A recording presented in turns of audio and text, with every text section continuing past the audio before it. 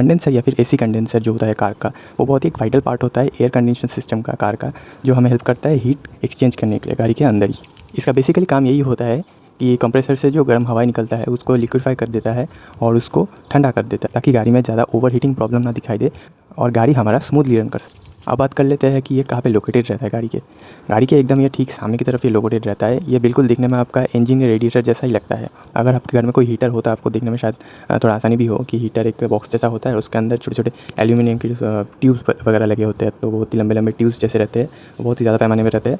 तो कुछ कुछ वैसा ही दिखने को मिलता है, या फिर इंजन रेडिएटर जैसे मैंने बोला, तो कुछ कुछ वैसा इसको देखने में लगता है। ये हमारे गाड़ी के ठीक सामने माउंटेड हुआ रहता है, ताकि गाड़ी जब आपका मोशन में रहे तो मैक्सिमम जो है हीट को ये अब्जॉर्ब करके उसको ठंडा करके लिक्विफाई कर दे, ताकि गाड़ी में जब भी मतलब हीट प्रोड्यूस हो सामने की तरफ से, तभी वो उसको लिक्विफाई करके पूरे गाड़ी में मतलब एकदम ठंडा कर दे गाड़ी को, ताकि हमारे गाड़ी में कोई प्रॉब्लम ना दिखे, कोई ओवर हीटिंग इशू ना दिखे। अब बात कर लेते हैं कि कंडेंसर एक्चुअली काम कैसे करता है, इसका प्रोसेस समझ लेते हैं। देखिए, तो प्रोसेस ऐसा है कि कंप्रेसर जो होता है गाड़ी का, वो बहुत ही गर्म हवा है, बहुत ही गर्म हॉट रेफ्रिजरेंट गैस जो होता है वो पहले वो रिलीज़ करता है। ठीक है, ये पहला स्टेप हो गया। सेकंड स्टेप है, जब गाड़ी आपका मोशन में होता है, गाड़ी जब चलता है, तो एक्चुअली क्या होता है, बाहर का जो गर्म हवा है वो गाड़ी में अंदर आता है और एयर कंडेंसर के फिन्स होते हैं लगे हुए, जो कि मैंने आपको पहले भी बोला था, उनके अंदर आता है। हीट एक्सचेंज करना तभी से शुरू होता है, अंदर आता है। तो ये रेफ्रिजरेंट गैस जो होता है या फिर हॉट बहुत ही गर्म हवा निकलता है और कंडेंसर के अंदर जो आता है, वो अंदर आने के बाद ही वो उसको अंदर जो गर्म हवा निकलता है उसको तभी कन्वर्ट करके उसको लिक्विफाई कर लेता है। तो जब भी वो अंदर आता है तभी उसको लिक्विफाई करता है।